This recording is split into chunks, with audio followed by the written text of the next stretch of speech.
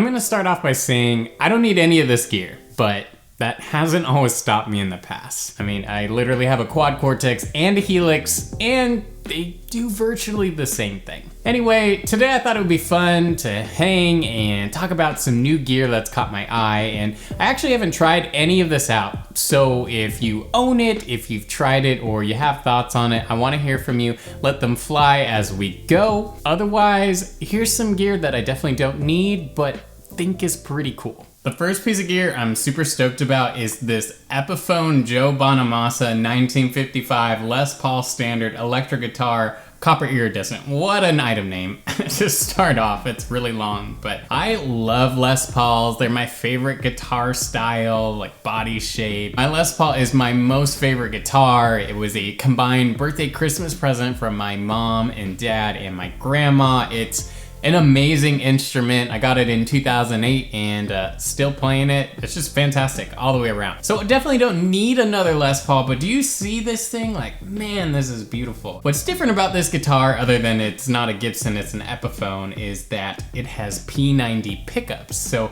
maybe there's a loophole here where I'm allowed to get a second Les Paul because it's a different set of pickups, so it's gonna sound different. I also really love this color, this copper iridescent. You can kind of check it out. It changes depending on the angle. I've seen videos with Joe Bonamassa kind of talking about that, and he said like it really just depends on the angle and the lighting. In some shots like this, it looks more brown or almost like a wine red color. And then if you go here, it's definitely more of that copper tone. I don't know, it's really pretty and it's really unique. I also love Les Pauls that have this kind of a back. See how you can see the natural wood? I just think that's so pretty. Does that do anything for the sound? Probably not. I also love the price point. This guitar is $849. It is an Epiphone, but I have heard the quality of Epiphones has gone up, and I believe it to be true because every Epiphone I've played has been awesome in the last few years. Let's just scroll down here. The brown thing. So I guess maybe it is more of a brown tone, but I love that. I'm into it. P90s are awesome. The headstock looks cool, and I believe at $849 this also comes with a case. Yeah, look right here. It says, includes a hard case emblazoned with Bonamassa's illustrious Nerdville graphic. I don't know what any of that is. Like, that's the funniest thing about this, is that I have no connection to Joe Bonamassa. I don't listen to his songs. I know he's a phenomenal guitarist. Like, whenever I see him come up in my feed, I usually stop and watch, and I'm like, ooh, wow. Typically, you'd think you would buy a signature model of someone you like, you know, look up to or you love their playing, and I mean, he is amazing, but like I said, I don't have any real connection. I just think the color's cool, and it's a Les Paul with P90s. I love it. This guitar is fantastic. You know, I'm saying that and I've never played it, so I think this guitar is fantastic. The final thought I'd like to say on this is, dear Epiphone, if anyone from that company happens to see this video, I love your product. I love this guitar. I would really love to try one. The next piece of gear I'm pretty excited about is this Strymon EC1 single head D-tape echo pedal. Another incredible name that just rolls off the tongue. If you saw my NAMM video, then you know that I'm a big fan of these mini Strymons. I'm late to the game, but this one is pretty new. I think it only came out in the last couple weeks, so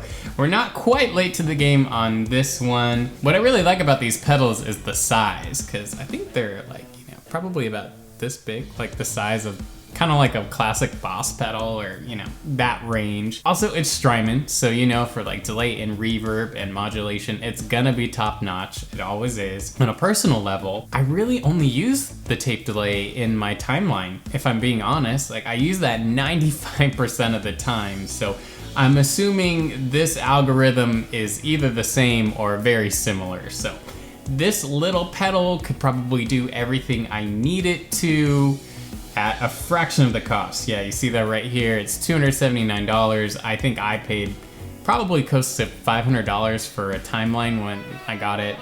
Ooh, I don't know, it might have been like 10 years ago. I don't know. Let's see how much a timeline is now. Strymon timeline. How much are these bad boys? Yeah, $449. Back in the day, I was like, oh, well, I need the timeline because every worship guitarist I knew had it, and I was like, this is the best, right? And it probably is. But I just really wanted it for the presets. I wanted a lot of preset slots, and I think these tiny little Strymons actually have a ton of presets. Let me go back here. Strymon. I think it's like 300 from what I saw. It's not on this page, but you know what? I'm gonna look that up later. I think it's something like 300 presets in this tiny little device, and you can, you know, access them via MIDI, which is how I do it on my timeline anyway. I don't see myself going back to a pedal board, but you know, here I am looking at pedals, so never say never. I'm personally not a big fan of this like wide cable stuff, you know, where it's like the in and out is one jack. I just kind of wish it had a bunch of mono ports because I just think that's easier. By doing this, it probably helps them keep it as small as it is, so you know, it's give and take. Rich, dreamy, classic sounds of 60s style tape echo in a pedal. Great. Low noise Class A JFET input increases touch sensitivity and responds to every nuance of your playing. You know, that gets a little bit beyond my pay grade. I don't know what JFET is and all that, but I like what it's saying. I'm sure it's great. Integrated tap tempo, that's a big feature, especially if you're not using presets. It's cool that you can just tap in. And I'm assuming that's record level. Switch has 3 settings that range from cleaner, repeats to boosted, distorted echoes. Love that. Big fan of a distorted echo. True bypass, great. MIDI control, great. USB-C for firmware updates, also great. Big fan of these little Strymons. I think they're so fun. I would love to have a board with a bunch of like a board that's maybe this big, but it has, you know, like an HX1 and, okay, maybe the board needs to be bigger. I'm thinking about it, but like a board that's like maybe this size with like an HX1 and like, you know, the little quad cortex whose name escapes me. What is that? Nano cortex, I think. Maybe, you know, a few of these Strymons, like that would be Tone City. I'm sure you could make every tone that I can make on my big pedal board, and it would be well, I don't know if it would be a fraction of the cost. That stuff's expensive, but it would be awesome and portable. So I saw an ad for this last one when I was scrolling through Instagram, and I keep getting those remarketing ads, which I'm honestly not even mad about because I just think this is such a cool concept. And it seems like this company has been around, so maybe I'm just sleeping under a rock, I don't know. But it feels like new technology. I mean, you can see right here, it says new, so I don't know. Your guess is as good as mine, but this Synergy SYN-20IR 20 watt 3-channel tube head. Another mouthful. I think maybe in the guitar world we could work on some better names. If you haven't seen these, it's a really interesting concept. Basically, this company kind of tries to make all analog tube amps, but with the flexibility of a modeler. So this amp is not just one amp. You can actually swap out the preamp and turn this amp into several different amps. And it's still all analog and all tube. And it also has modern features like MIDI, so you can save presets and access them. It's got, I think, a built-in cab essentially with this IR feature.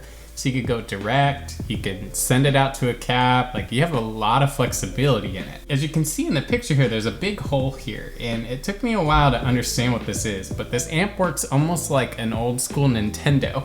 So the preamps you buy separately, unfortunately. You just slot it in here. It's a cartridge. It's like a video game console. All tube design with modular flexibility. That's what their marketing is. With one or more preamps, a built-in American style clean channel, and selectable power amp structures, you'll have 3 channels to explore any style from crisp clean to monstrous high gain. Now I think that's pretty cool. So at first I was thinking like, okay, cool, so it's got some kind of like basic power amp and the preamp is gonna be all our color and our vibe, but no, the power amp actually has different structures as well. Mode A offers a clear yet punchy sound, B provides relaxed mids and bright high end, and C allows for a tight modern feel. I just think that's really cool that this amp has like multiple amps in it, and it's, you know, in a portable size. I'm curious how much these preamps are that go with it. Okay, like here's one. Z-Rec 2-channel preamp modules, $400. So, I mean, it's about the price of a tube amp. Because at first I was like, $1,000 and you're getting like all these different amps? That's really good for all tube, but $1,000 plus 400 or whatever other ones you want to get. This is just a cool concept, and it's fun.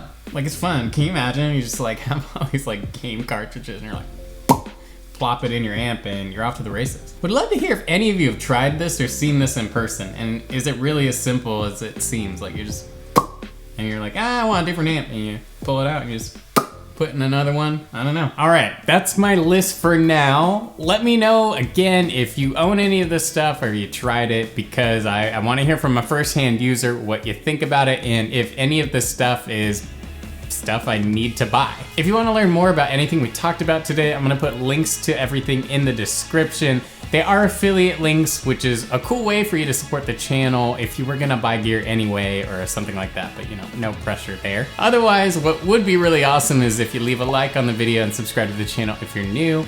Let me know if you enjoyed this kind of thing. We could do it more often, and I'll catch you next time.